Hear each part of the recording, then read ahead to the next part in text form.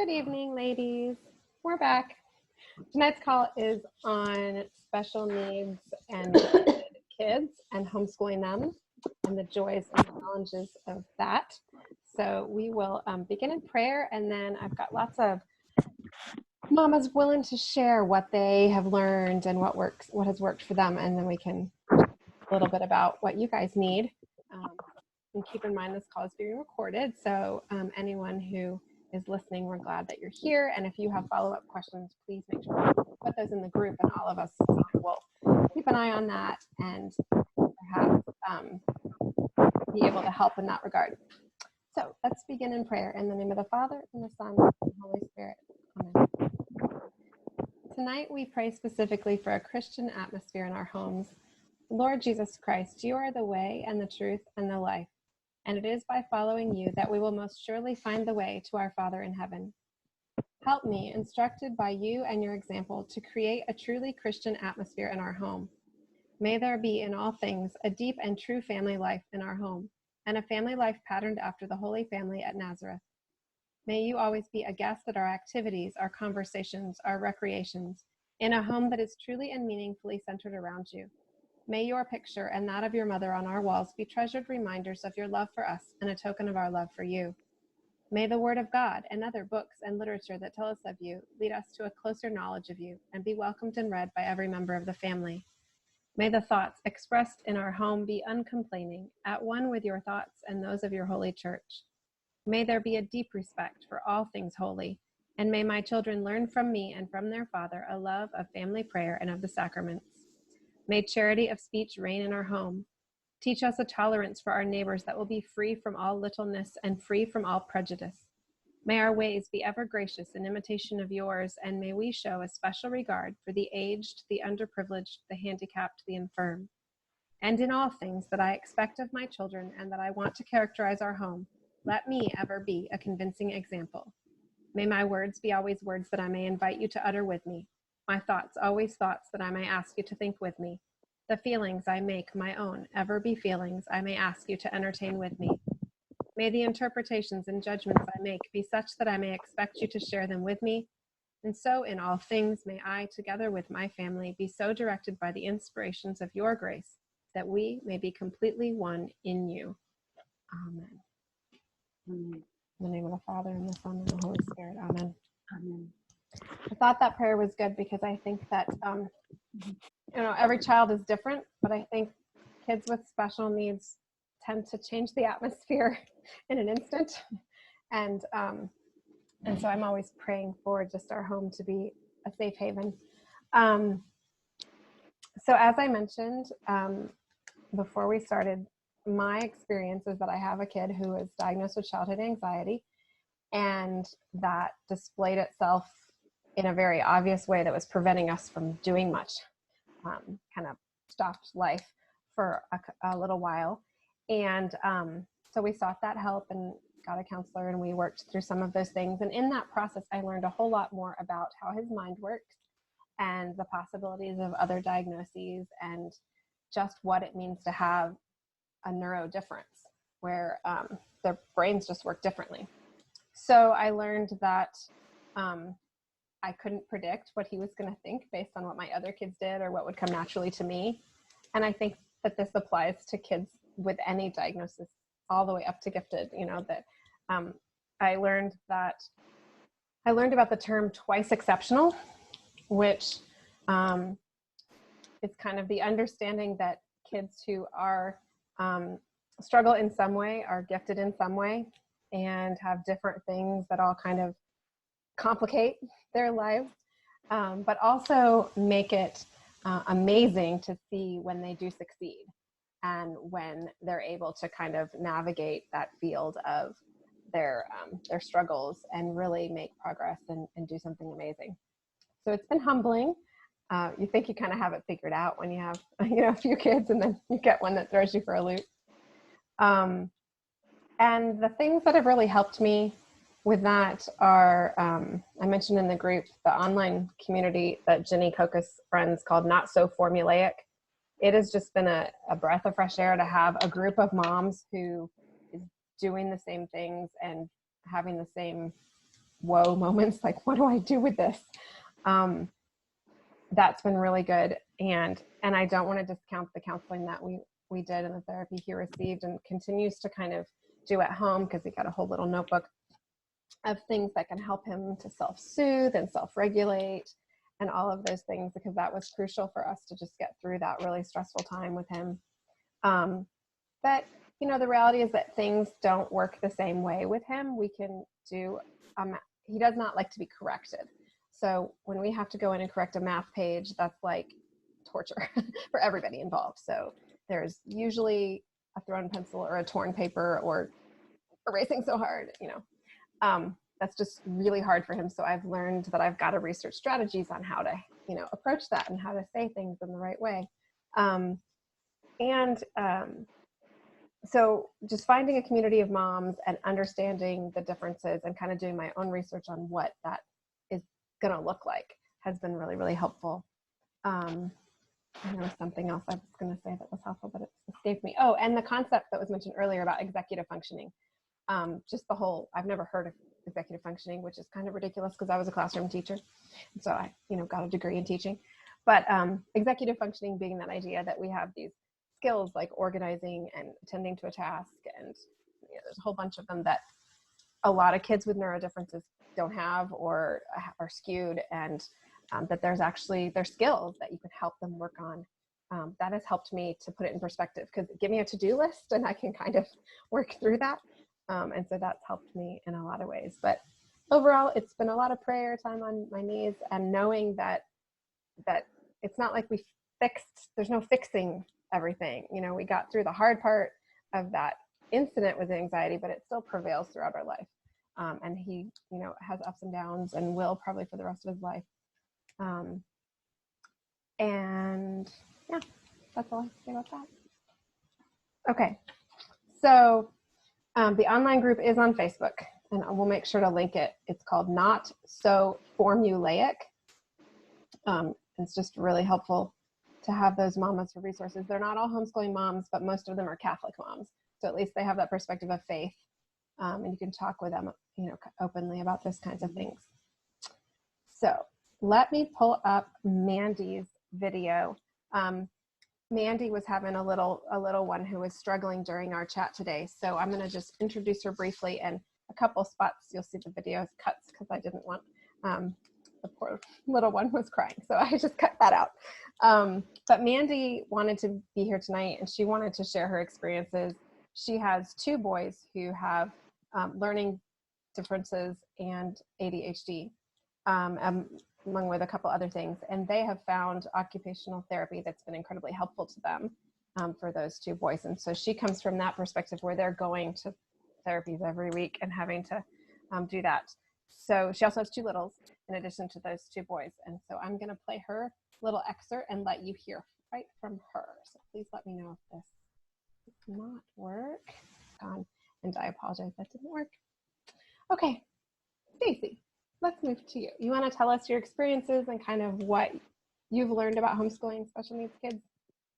Right.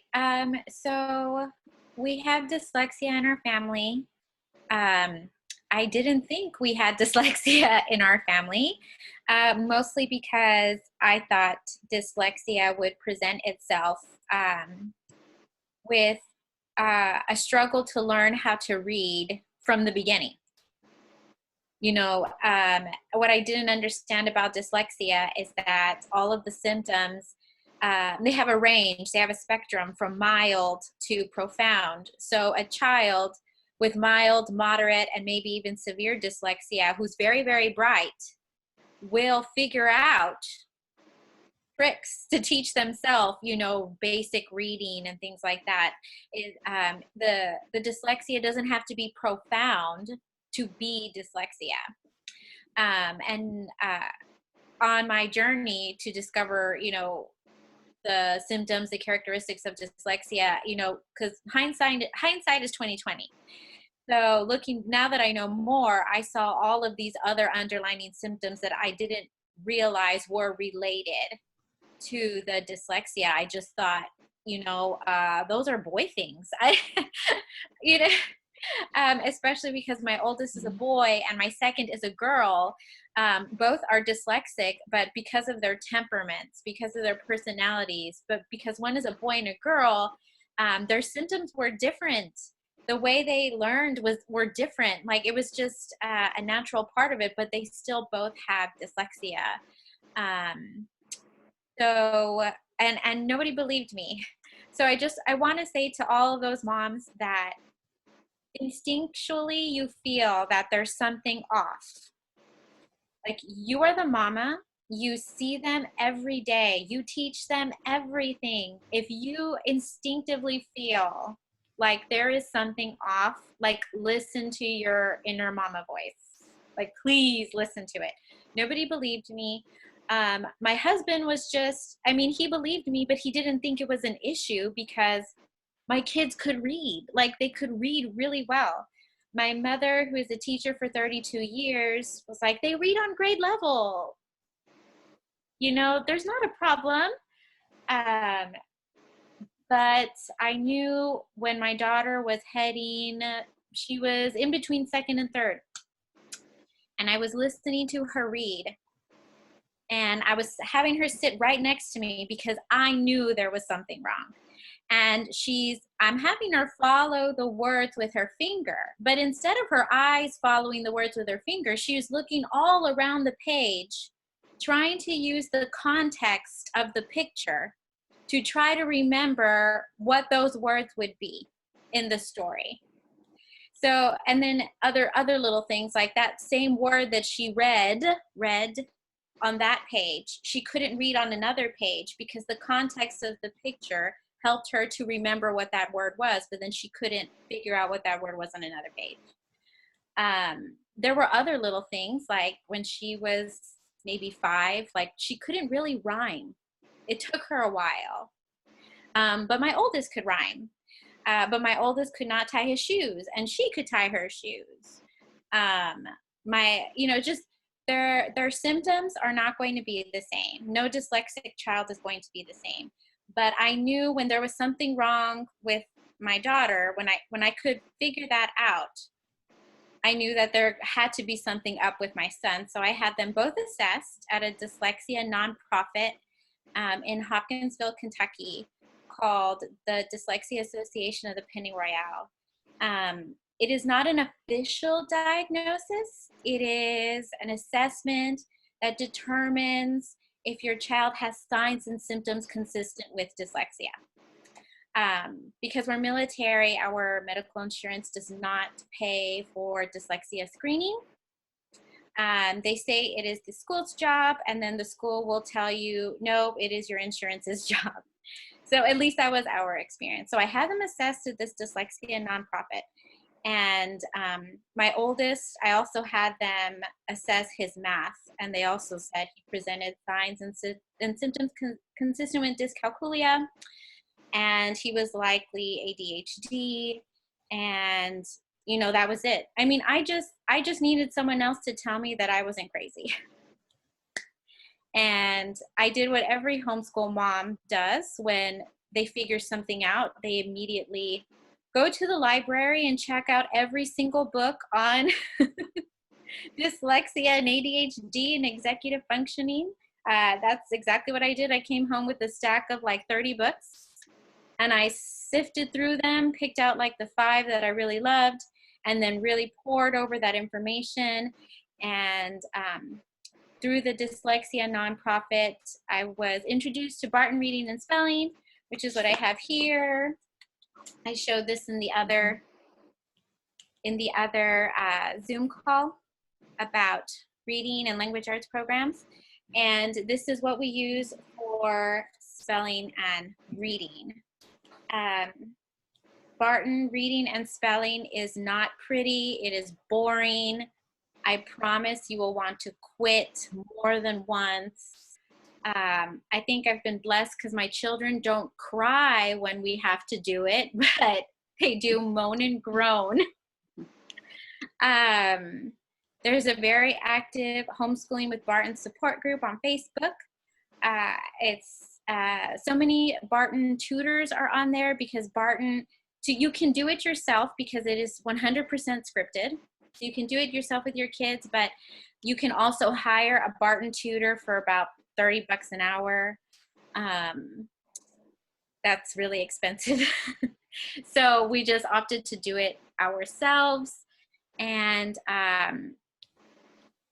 it's the most thorough thing you can find on the market, short of going to receive Orton Gillingham training yourself. It's Cool. you will learn more about reading and spelling than you ever wished to know or thought it was necessary to know, but it's scientifically proven to benefit the dyslexic mind because it is based on Orton Gillingham principles, and that is the only, scientifically based proven method of teaching dyslexics. There are other methods like right brain techniques and things like that people have found helpful, but the science doesn't back them up, so I just wasn't going to waste our time. Anecdotal evidence shows that those techniques help, and maybe they do for them, and that's fantastic. But I was just going to go with, science. Cool. At least in our case, and we're blessed that we've been able to use this program, and so that's what we use. Okay. Have there been any other resources or things that have really helped you guys just on a daily basis? On a daily basis, I think, it seems like, because the dyslexia affects everything. It affects math. Because it's a way of processing, it's a neurological based condition. So, when there's trouble in all of the other subjects, I have to remind myself, like, this is the way their brain is. And you have to be nice to yourself sometimes. Because it is what they are, and it is what it is, and they are what they are, and just because they have issues with this doesn't mean they aren't gifted in other areas. And so I highly recommend, if you think that your kids have dyslexia, and there's a 1 in 5 chance that they do, those numbers go up if you have dyslexia yourself, or if there's a blood family member that has dyslexia, because it does run in families. But if you suspect dyslexia or even dysgraphia, a lot of the times people think, oh, my kid is ADHD, and then maybe they have dysgraphia, but then they don't see the other symptoms of dyslexia. I highly recommend that you visit the website, Bright Solutions for Dyslexia. Just Google it, Bright Solutions for Dyslexia. The website looks really, really old. It looks like you're like, this can't be the website. It looks old. There's no prettiness on the website, but it is up to date with the latest information from Susan Barton herself.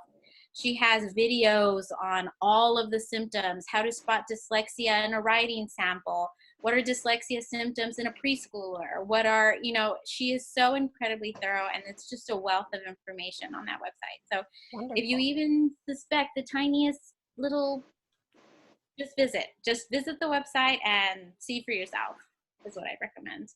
I love it. Good tip. Awesome. Great resource. I'll write that one down. She's super compassionate. Like Susan Barton, like when you see her videos and she's explaining her dyslexia journey and what led her to develop her system, you can just tell, like, this person is, I don't know, part angel, like this. Gotcha. Awesome. Well, thank you for sharing. I'm sure we'll circle back to your resources. Christy, did you want to add anything about your experiences or thoughts you've had? Sure. Here, I'm sure it's hard to connect. I'm trying to turn my camera on. Oh, okay. And Zoom doesn't like it, so it's not going to let me. Okay, I'm sorry. I know it's hard to hear a disembodied voice, but my computer will not cooperate. As I mentioned, we've got lots of diagnoses. The first time I kind of encountered what I thought was truly a learning disability was with my middle child, my third child. And we just knew something was wrong. And went to a homeschool fair and went to a session about learning disabilities, and the woman mentioned dysgraphia and what that was about, and I was like, that's my kid. So he does, at first I read up on it, and he didn't exactly perfectly fit every description of it, but it was close enough. And one of the peculiarities of dysgraphia is inability to tie your shoes, to learn to tie shoes. So I consequently have a 16-year-old that still doesn't know how to tie his own shoes, which also means he can't tie on his safety mask for the coronavirus. So I have to help him with that. But we went through trying to sort of figure that out for a while, and then I did take him to be tested at an educational testing center, which I'm trying to remember. I think it's North Texas. It's here in Fort Worth. The one in Fort Worth. Yeah, there's a one that most people. Yeah, it's a lighthouse is their logo. So we had him tested there, which it's expensive. It was over $1,000 several years ago, so I'm sure it's more now. But it was worth it to be able to just make an appointment and go and get it done, as opposed to fighting the school district to try and get those free services through them when they're not interested in providing them for homeschoolers. So, and I also just wanted to stay off the school radar too. So we did that, and ended up getting some diagnoses we weren't expecting too, along with it. I went there to confirm basically that I was right about the dysgraphia. We already knew from a young age that he had ADD, just inattentive. We never had behavioral problems out of him with that, just could not really function with any kind of schoolwork or teaching unless he was medicated. So we already knew that, and they confirmed that. They confirmed the dysgraphia, and then they added on the executive functioning disorder, the slow central processing speed, and I discovered over time too that, as is common with kids with ADHD, that he has OCD that goes with it, because ADD rarely travels alone. It comes with learning disability buddies and behavioral problems, challenges. So I wasn't surprised by that, but I was surprised to learn that he was struggling with some things that I didn't know he was struggling with, like some of his obsessive behaviors. I was like, I had no idea you were doing that. So most of it's manageable and it's not particularly intrusive on his life, but it is something where I was like, oh, I didn't know you were doing that. Sorry.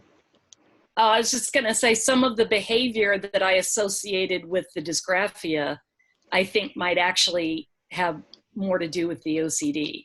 It's weird things he does with his writing, but he definitely has dysgraphia too.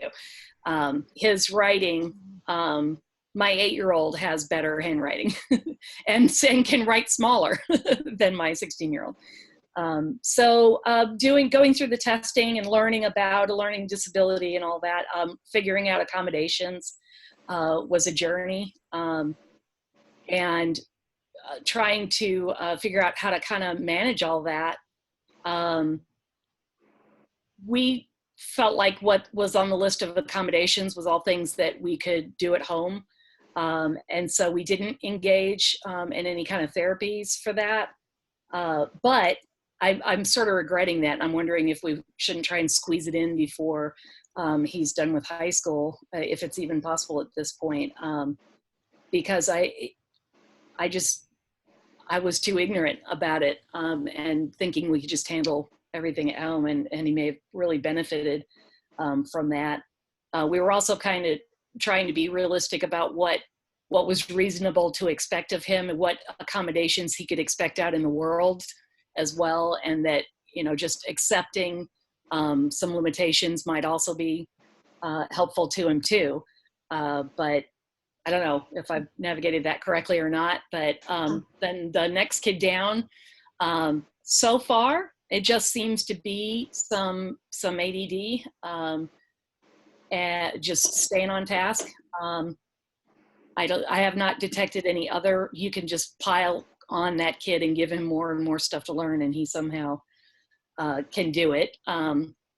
So he's pretty simple. And then the youngest one, every time we go to see the pediatrician, he's like, yeah, that one has ADD too.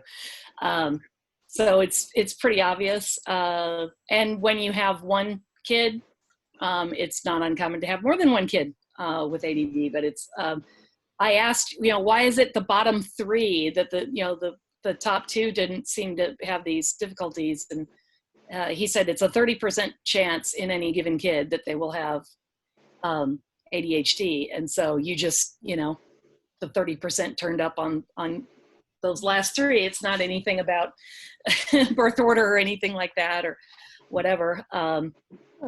With the youngest one, there's stuff going on there. There's some learning disabilities that I'm still trying to figure out. He's about to turn 9.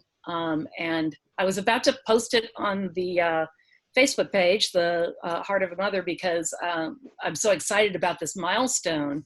And it's not, I don't like to talk about the kids' learning disabilities on the public Facebook page, so with just everybody, so I thought I'd post it there. But we finally turned a corner on reading, where this child is actually looking around in the environment and reading words on his own that are not part of an assigned reading thing. Up until now, he's been very resistant to use reading for himself. And in the last week, he's started doing that. Even my 16-year-old said, have you noticed that he's doing this? I was like, yeah, cool. It's amazing. So I think we finally have, I think we're going to take off from here, but it's been very slow going. He's not very fluent. We're still learning. He still sounds most words out. So it's been very slow going. I didn't think dyslexia, but now I'm starting to wonder with what's been said here, that it can look like a lot of different things. And he was speech delayed, but I kind of wrote that off as he's one of those kids that does not develop uniformly. He was way, way, way ahead in gross motor and still is. That kid can do anything physically, but he was way behind in speech. And so he's just always been, he hit his growth milestones at a normal rate. He just didn't start talking. We did a little bit of speech therapy, and I think he mostly just kind of grew to the point where he was ready to talk. But it's making me wonder now, because I was like Googling dyslexia symptoms while we were doing this call, and thinking, whoa, this is not what I was thinking dyslexia was limited to. So I'm starting to wonder about that, and may see what's going on there. His fine motor is also off. He's, still draws very rough stick figures, which should be back. That's about a 3rd grade level of where his fine motor is. A 3-year-old, not 3rd grade. Yeah. I don't know what I was saying. 3-year-old. And I used to be a classroom teacher, a preschool teacher. So at least I have some things to compare it to. But so I'm trying to figure all that out and wondering if I missed the boat on therapy and other and diagnoses we didn't realize we had. Interesting. Yeah. I think that's, go ahead, Stacey. I was just going to say, I can't, this wasn't the case in my children, because my son, my oldest, is a chatterbox. Like, he will not stop talking. But if you look on Bright Solutions for Dyslexia, and then you click on what is dyslexia, and you just scroll right down, you will see in the preschool and kindergarten warning signs: delayed speech, not speaking any words by the child's first birthday. Often they don't start talking to 2 or 3 or older, early stuttering, different things like that. I mean, it's very typical. Like, I can't even tell you how many times I've seen, like, on a dyslexia support group, like, well, we thought it was all solved with speech therapy. But in the brain, and I'm not a doctor, but in the brain, all of the connections with the sounds that they make while they're speaking, you know, when processing the sounds in their mind, trying to read the words on the page, all of that it's all connected in the language processing part of their mind. So, I mean, it's good that he's sounding out the words, because somewhere in there, he's understanding that a word is made up of multiple sounds. So that's good. But I would just strongly encourage you to just look on Bright Solutions for Dyslexia, look at the website, and I mean, all the time. They'll go to speech therapy and they'll go to occupational therapy. Well, they'll learn to write with handwriting without tears. And then later they'll be like 9 or 10. And then they'll find out they have dyslexia. Like, it's so typical. It's an actual thing. It's called the third grade wall. So if you Google like dyslexia and third grade wall, it's an actual thing where a very, very bright student will make it all the way into third grade. And then suddenly at third grade, they have all of this trouble reading and their homework. And they're like, why? This kid was so bright in kindergarten and in first grade, and they were reading this and they were doing that. But there's a jump in the level of work required for a third grader, and suddenly they think they're dumb, or they're having all of these troubles and they never had before. And it's like an actual thing. Oh yeah, that's true of several learning disabilities, and true of success in school with kids with ADHD. It's usually second or third grade. Yeah. As my pediatrician put it, it shakes the monkeys from the trees. Right. And so a lot of people will say, like, don't get them assessed until third grade. But Susan Barton would say the earlier the intervention, the better, because then you're just teaching them how to read in ways that are not made for the way that their brain processes information. And everybody's just going to get frustrated. Yeah. Sure, they might pick up a couple of things, but then everybody's just going to be, pissed off at each other. So, well, the thing that I mentioned in the beginning that's just been amazing to me, and what we've just learned in our small experiences, is the interconnection of all these types of issues that they display in different ways in different kids. There's often more than one issue going on when you think it's just one thing, because they're all brain based, and they're all like, they do maps of the brain, and they can show you how this is affecting the way their brain works. And so there's going to be if they have an aberration with the way their brain works, then it's more likely to be more than one thing.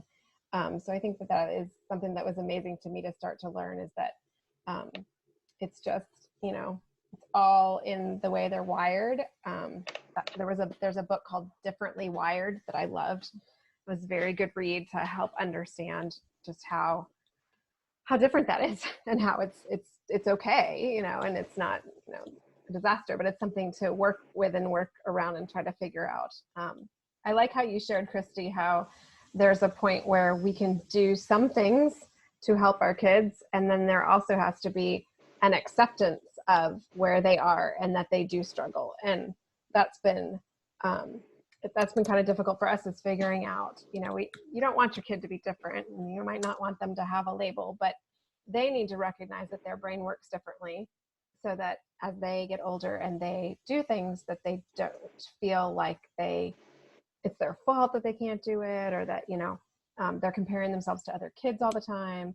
So one recommendation I would make is just figure out a way to help your kid understand, and then their siblings, that there's a difference there, and that there's, just things that they will never, ever, ever get over.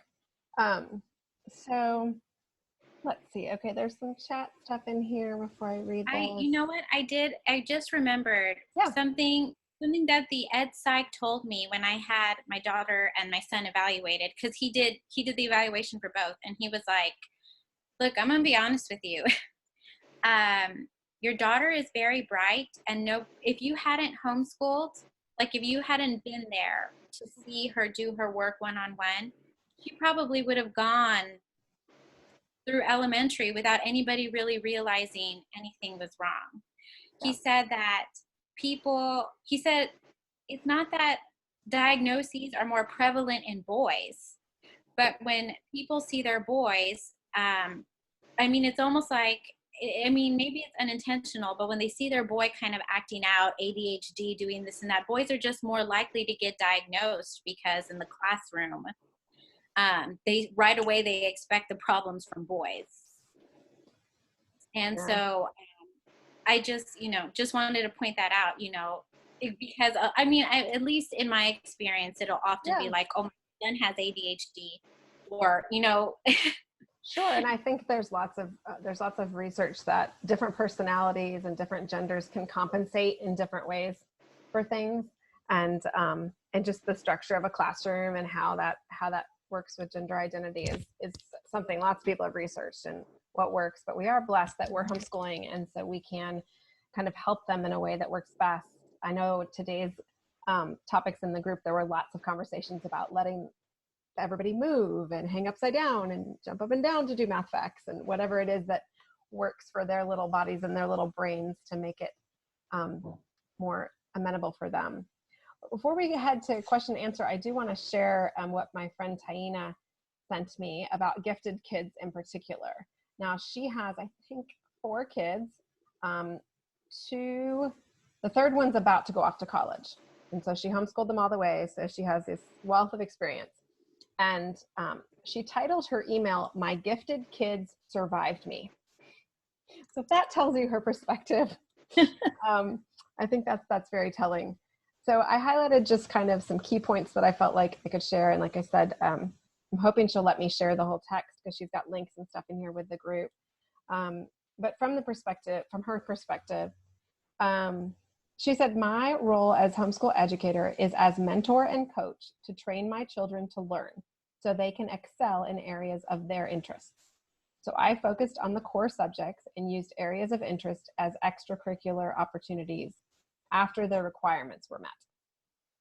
She points out that the gifted child may be gifted in one subject or area and struggle in another. She learned the complexity of gifted children while checking the right boxes to enter the gifted classes in the public school. The private schools that her kids first attended addressed the child's giftedness and weaknesses seamlessly, but the public school approach was going to be different, so she chose homeschooling.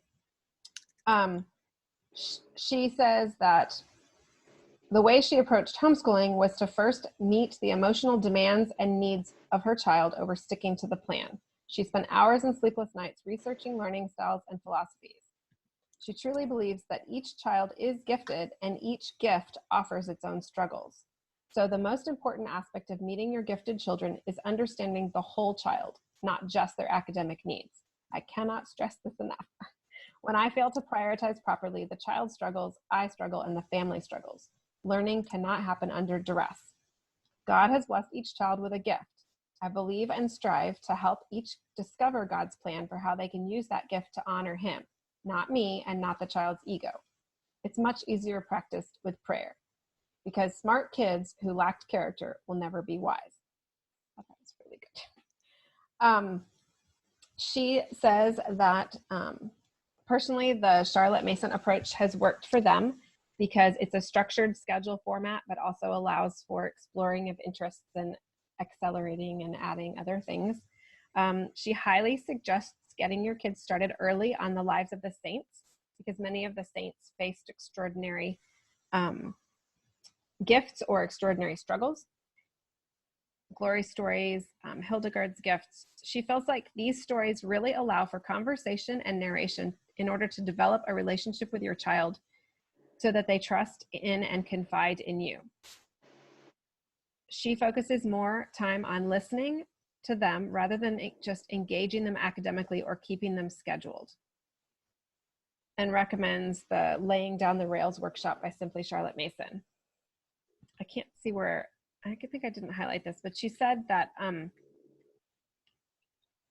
these kids will learn despite anything, but that keeping the relationship with their parents strong and healthy is super important for their confidence and their fitting into the world around them and knowing kind of what to do with their giftedness.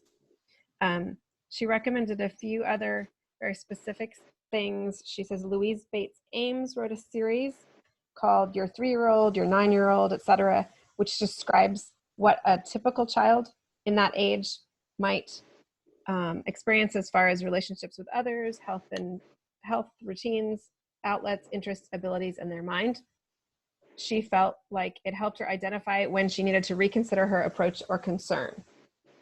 Sometimes she would peg a child as needing one thing when it was not developmentally appropriate. She also recommends the blessing of a skinned knee. She points out it's written from a Jewish perspective, but she was able to translate that to Catholic traditions. This is written by a clinical psychologist who discovered these parenting teachings when she searched for answers outside her profession. Her solutions come from Orthodox Jewish parenting and bridges and knits the knowledge to help parents address the psychology and spiritual needs of their children. She felt like it was a great way to incorporate her faith into guiding her children in their unique needs.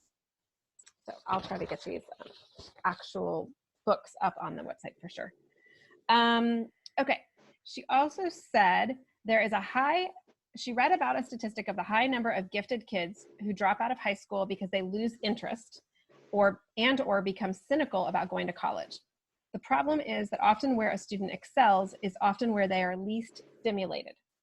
So it is worth finding a subject they struggle in and dedicating time to that so they understand that learning doesn't come easy to most people. She recommends finding areas of interest locally and lists all the amazing things that they did in their community. She recommends choosing their co-ops and mentors and tutors really carefully. Mentors can support and strengthen the lessons you're teaching at home or completely derail and undermine your effort. She found a local retired teacher with a great disposition and ability to get her kids through the spelling lessons so that she had the energy to tackle math. Let's see what else she said. Okay, she also learned that her kids had, even though her kids are gifted, they had some processing speed issues. There's a processing speed checklist online that is, there's a PDF, I guess I'll have to link that. But the people who created that created an academic planner called the Work Smart Academic Planner. And it focuses on executive functioning. It helps kids in middle school and above have their gain increasing independence, and it offers a tool to guide them through the skills they need to successfully wean from imposed structure to a self-created structure for success. It allows you to see where parent and child styles may differ or complement. And she thinks that homeschooled students that manage varying learning settings, like at-home, online, dual enrollment, apprenticeship, etc., in combination with life skills, do well at the college level. And she's kind of observed her college students and who's struggling or doing well around them. There's another book called Scattered But Smart Teens, which is dealing with gifted kids who struggle with executive functioning as well. And then most specifically, she did go through the paperwork and testing for the Duke Talent Search. If you've heard of that, you take the SAT in 7th grade and it's available to you. There's also a PSAT one in 4th to 6th grade. But she doesn't test her kids at all before 6th grade. She chose not to participate in the other opportunities offered by Duke. They have e-studies, summer programs, advanced learning, mainly because of cost, and her students were not interested. She learned that the content did not match their educational or religious belief, and her kids were just not interested. But there's a lot of information on their website and their blog about gifted learning that can really help people. So I thought that was good to know. Okay, and then she recommends a website called brightkidsathome.com. She said that gave her lots of good information and ways to think outside of the box and explore ways for gifted things that other gifted parents do. Just remember to look through your lens, your paradigm, your faith. Art programs with history, local parks program, university talks, museums, etc. So that's something that that website is brightkidsathome.com. And then she closed with this really good answer, I think, because I asked her a bunch of different questions, and she said that middle school years are a tumultuous bag of hormones and independence-seeking tug of war. If you focus on the child and develop skills for independent learning, if you will focus on the child and developing skills for independent learning, I encourage you to homeschool. Middle school and high school are the most formative years for your soon-to-be young adult, and if your relationship with your child can flourish while their relationship with God grows, you should homeschool. The elementary years are an opportunity to fall in love with learning. You can ignite love of God and learning. If you think you will fall short of these things, then you are ready to homeschool. My gifted kids survived me by the grace of God, who knows I still have a ton to learn. So I think her point really is good, that we're not going to be perfect at this and figuring all those things out. So I just loved all the stuff, and all those resources I will make sure I get up into the group and under this recording so that you guys have the links and books and everything. Yeah, Christy, I'll get that up there. Stacy's got the dyslexia website, and then Christy says, my oldest was a Duke Scholar, super intelligent, but very lazy and unmotivated and not a curious person. He's an expert at how to do the minimum and still succeed. Yeah, I think that I would say that's probably really common for a lot of kids in that scenario. But I like that Taina really challenges us to figure out what our kids are good at. And I think it can apply to gifted kids and to every kid, or even kids who struggle with learning disabilities. Figure out what they're interested in, figure out what they're passionate about, and try to include that, whether it's a reward for getting the other work done or it's part of the work itself. And that can help. It's not a guarantee of anything though. So I think that's all the informational stuff we wanted to share, but I did want to make sure that you guys have a chance to ask questions. And I know Marianne wanted to ask specifically. Oh, Stacy, I'm going to ask you before. You mentioned that you had all these books and there were like 5 books that you loved. Do you remember any of them? Right. So one book is the Dyslexic Advantage, which not only goes through, the basics of dyslexia, but it is all about pinpointing your child's strengths. And then it has these divisions of kinds of strengths, like emotional strengths, just different, oh gosh, now I can't remember what it's called, but dyslexia will open up a different gift. Susan Barton also has an excellent video on her Facebook page and on her website about helping to identify your children's strengths. And oftentimes dyslexics are, for example, really good athletes. They have very high gross and motor coordination. Dyslexics are oftentimes good with animals. Dyslexics are often artists. There's a whole range of things that they're gifted in, but they often get bogged down because of they can't read well, or they can't spell well, they can't write well. And the other book I would recommend, and they just released an updated edition, so you really need to make sure that you buy the updated edition, is called Overcoming Dyslexia. If you Google the Yale, as in the University of Yale, Center for Dyslexia and Creativity, you will see the book by, her name is Dr. Sally Shaywitz, I think. I would bring out my copy, but it's the old copy. So I don't want people to look for that specific cover. You need to get the new updated edition because the old one is like 20 years old or something ridiculous. a lot of sources are out of date, so don't get that one. Awesome. I also liked Smart but Scattered, but I haven't read the one that's specifically for teens. Okay. So I'm going to get that one. There was, let me think, what was the other? Those three were the ones that I purchased, so I really like those three the best. Awesome. No, right, that's what I wanted to know. Right. There is just another, I would also, if you suspect dyslexia, or if there are other things that you think it might be a vision issue, because there are people in this camp where it's like vision therapy is the answer, and then there are people in another camp where like it's just a big joke. But there might be vision related issues that coincidentally impact their ability to read. So I would also maybe pick up a book on Irlen syndrome. And that's where basically Irlen would be IRLEN,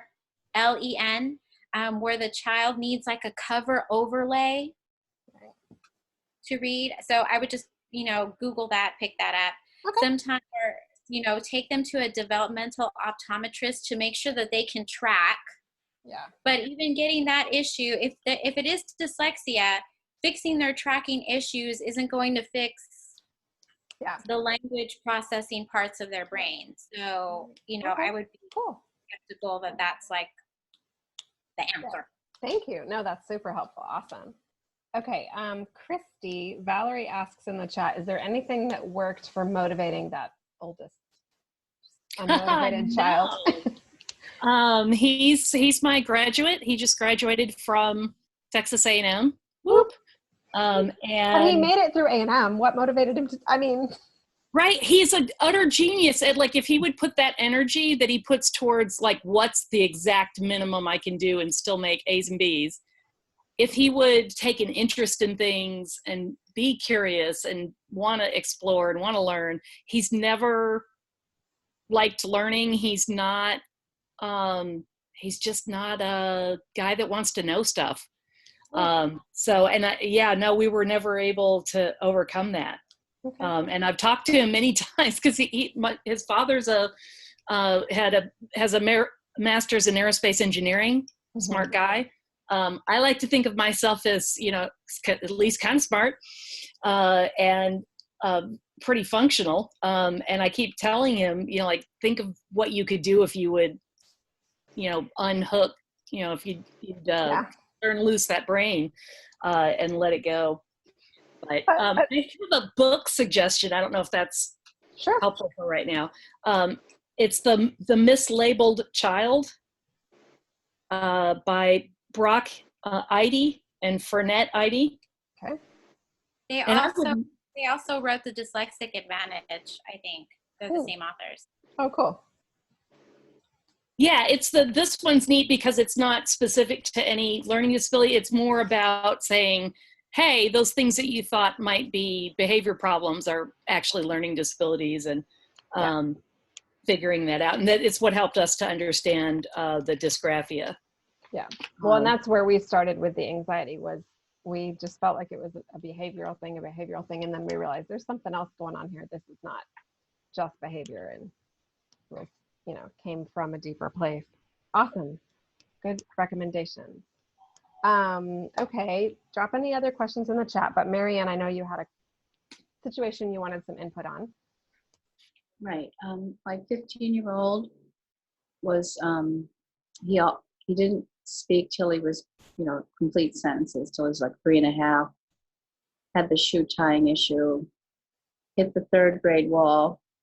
I mean, I can identify with all of that.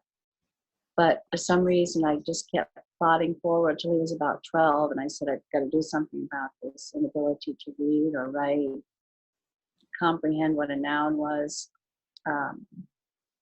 So I went through the doctor to get the neuropsychology testing.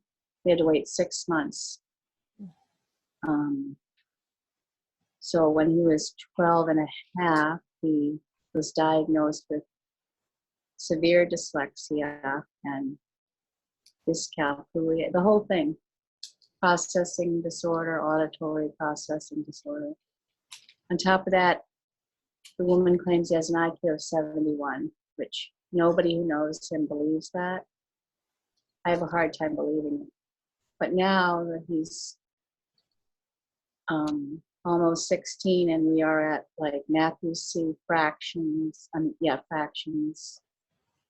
where he's reading from an 8th grade history book. He's registered with Seton, but he's not doing well with it. He can't comprehend the 7th grade science. I have to adapt everything. I'm about to call them because he's supposed to start 9th grade next year and get into the goal of a diploma. I'd rather him have a diploma than have to go through GED, which I don't think he probably wouldn't do well. So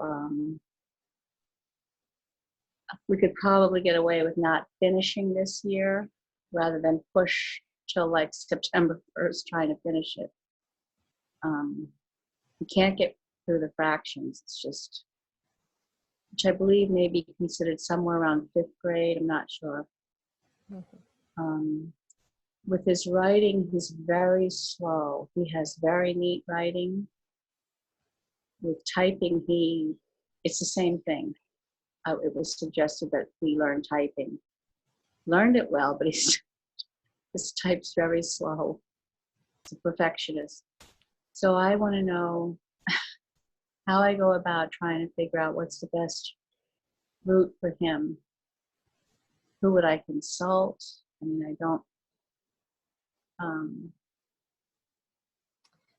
don't know if Seton really knows what they're doing. I don't know. I gave him the report on him. I'm trying to look up this resource, and I have the flyer upstairs. Okay. But there's there's a lady, she's in California, and she has a business that does, she's a Catholic homeschool special needs consultant, basically. Oh. And, Okay. pardon? Sharon Hensley?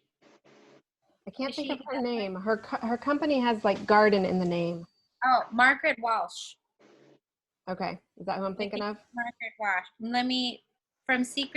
It's Secret Garden Educational Pathways. That. I think, and her name is Margaret Walsh. I want to say, Yeah, if you know what you're looking for. So I know that they were recommended to some friends of mine. They have like a whole program that's like instruction online and so forth, but which I hear is very good for online special needs. It's like a Zoom, like a Skype kind of lesson.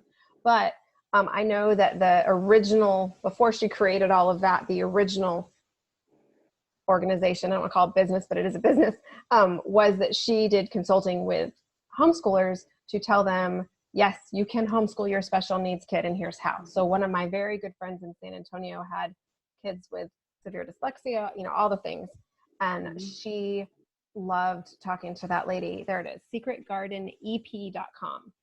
Okay, thank you. So I don't know if that would be something, what kind of consulting they still do. But I would start with someone like that who's not trying to sell you a particular curriculum or platform. Because that would be my guess, is that, Seton special needs advisors are going to tell you how Seton would work for your kid. Mother Divine Grace special needs advisors are going to tell you how Mother Divine Grace would work for your kid. But if you maybe find someone outside of that scope, that might help. But definitely, it sounds like a very modified high school plan is what you need. And maybe she can tell you, which place would have the best services for him. Okay. Sounds good. Thank you. Mudge recommends her when the normal accommodations that the special services can't really figure out, because with Maj you can pay extra for developing a customized plan with all the accommodations and all that kind of stuff, but when even that is not enough, they recommend Margaret Walsh. I don't know what exactly she would recommend. I do know that she's like Linda Mood Bell certified, and I think Equipping Minds certified. So, and then Yeah, so I think she might be a good person to talk to. Mhm. And The other people I would call, because they wouldn't have like a vested interest in necessarily, is Simply Classical at which company is doing that one? Memoria Press. Because the lady there, now their program is only for elementary so far, I think. They're building it. But I talked to the lady at the homeschool conference, not this year because it was closed, but the year before, about the new program. And she was incredibly knowledgeable and has been dreaming of creating, a homeschooling program that's flexible for special needs families for years and years. And so she might be a resource that would be willing to kind of direct you as well and not really have a vested interest. But anyone who comes to me and says, hey, I have a, kindergartner, first grader, second grader, third grader who is special needs or autism or whatever, and I don't know how to, I say, go check the Simply Classical people, because it's the only program that's specifically designed for homeschooling special needs that I know of well enough to recommend. So they might have some advice. So I think getting some outside perspective is probably a good first step. Anybody else have other thoughts? I think we do use Barton, by the way. We use Barton, by the way, and I'm plugging for that because his reading is greatly improved. Yay. It's done wonders. Yeah. We're still in 4, but we're almost done. Level 4 is like level 4 is like a mountain. It is a mountain. Okay. Have you checked the alternative graduation requirements in your state? There's several states that have various different kinds of diplomas. Oh, really? Yeah. No, I didn't know that. I'll do that too. Thank I'm you. not saying you want to opt for one, but you should at least know what the options are. Okay. Right. And there's, in our state, I believe that there's 3 different versions. There's one that is occupational diploma that, says that you've been trained to work. And then there's one that is just hey, I did a certain number of hours. And then there's a traditional, anyway, there's at least 3 in our state. Yeah. Okay. And they have Thank various you. requirements, and you should, and at some point you get asked which track you want your kid to go on. Right. Yeah, that's a great word of advice, because Texas has different plans for different, ours are more ranked by like the very bare minimum all the way up to like the accelerated high achiever path. But yeah, that's a good place to look at that and see what, and also remembering that high school credits are based on primarily hours worked. And so with a modified plan, as long as it was clear it was a modified diploma, I'm sure that you can just move at his pace and fill in those credits, because I'm sure he's putting in the work. It's just figuring out the level and how that translates to high school. I also saw some folks on Facebook, again, not personal experience where my kids aren't that high, but where they were taking 5 years to do high school. So that somewhere that is a thing that you can do. It's really common these days for homeschoolers to opt for a different high school plan. Some kids, you can count hours for high school as early as 8th grade. So as long as you designate it on the transcript, you can count 8th grade hours as high school credit. So some kids use that and then also take 5 years to go through their credits and are able to do that. Or some kids take what's, between 8th and 9th grade, what's known as a gap year, to increase their skills and improve and mature so that they can do high school level work at 9th grade. So those are all, flexible things with most homeschoolers, especially if you're depending on what program you're with, or if you're leaning towards your own diploma, then it can be a little easier to adjust those things. So what other? And with a Iep eligibility, if you're in the school district, you can stay in the school district through age 22 in most states. And so they have various services depending on what your kid is needing. So, but you often lose that right to those transition services if you complete the graduation requirements.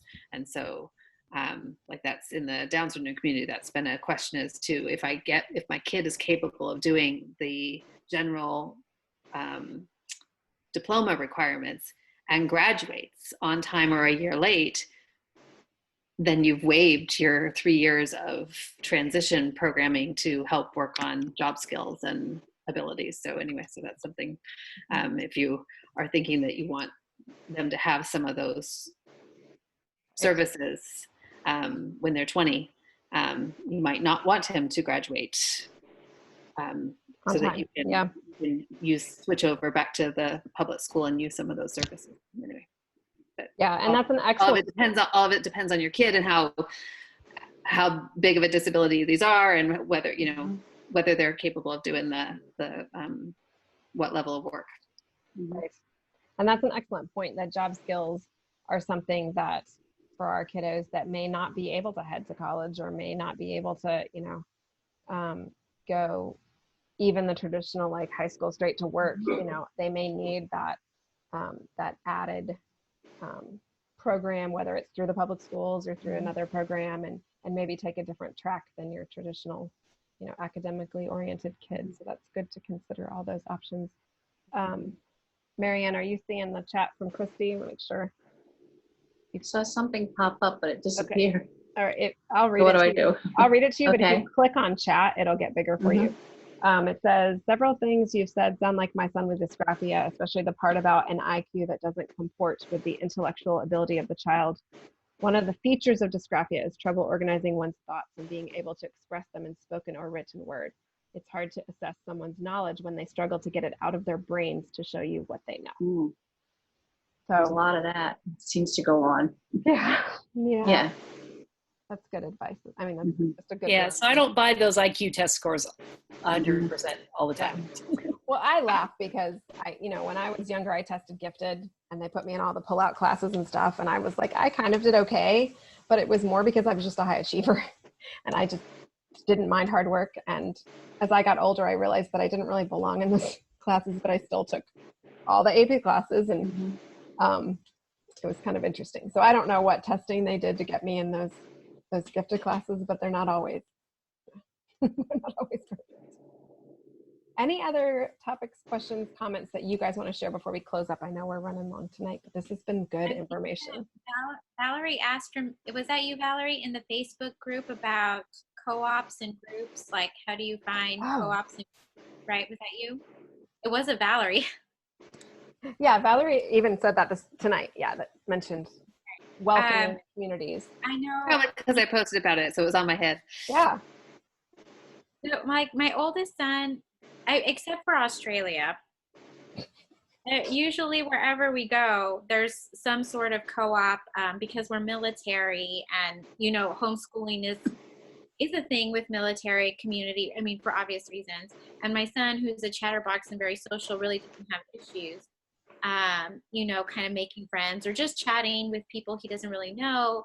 But some of my friends whose children struggle with the social interaction part will always post, like in whatever group they joined, like, this is how my child is. Like, they'll just be vulnerable and truthful about the challenges their child have. And there's always like another mom or two who are like, my kid is the same way. Let's all get together at the park and be friends. Yay. Or she's another friend of mine. She's very thoughtful about the social situation she puts her oldest daughter in, because her oldest daughter is, just brilliant, but everything like anxiety and just it's exhausting to be social for her oldest child. So she's very considerate about and thoughtful about what kind of situations that she puts her daughter in. So, for example, like she started a garden club because she knew her daughter enjoyed gardening. And so we met like once a week, just kind of do like, planting seeds in a pot, just like simple little things, and very controlled, always like, and she would always prepare her daughter ahead of time. You know, like, we're going to have people over from this time to this time. And so just, you know, I guess be very thoughtful and don't be afraid to be vulnerable and honest with the other moms and say, you know, this is what I'm looking for. I'm looking for a friend for my daughter. I'm looking for a friend for my son. This is how they are. Is there anybody whose kids would get along with my kid? You know? Yes. I think that's really good advice. I know that we've found that we have to make really careful choices about where we go, when we go, how much, you know, noise and light and candy and people are there going to be, because it affects my kids and my son in particular. But I've always found, I mean, I guess backing up, my first inclination would be to say, find a faith-based group that loves God because they're much more likely to love children and all of God's children. Because yeah, I've been to a couple things where we get sideways looks or whatever, but I know that I've created, like Stacy said, I've created successful environments for my kids. So like Nikki knows, I host a park day every week, because being outside, it doesn't matter how many kids are there, it doesn't overstimulate my kid. So I decided that's what we're doing, and I invite anybody to come. And when we have issues, the moms are able to talk about it, and I'm open about, you know, yeah, he struggles with this. So if something happens with one of my kids, I want you to tell me and we'll talk about it. So they've been really welcoming.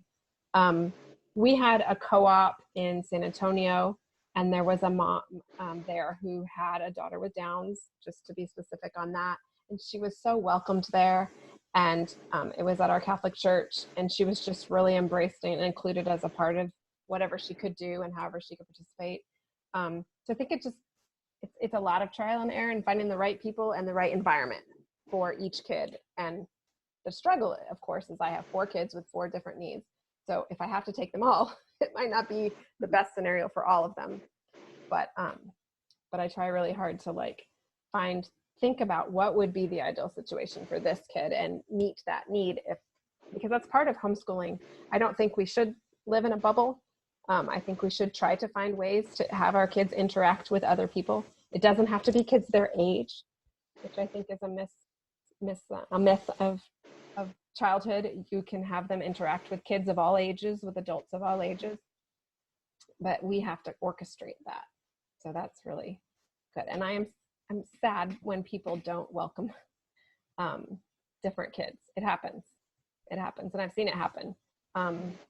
I know that I have a really good friend who was leading a co-op, in fact, and she really wanted to include some kids with some differences, but all the other parents were like, if this family keeps coming with all the disruption, then we're leaving.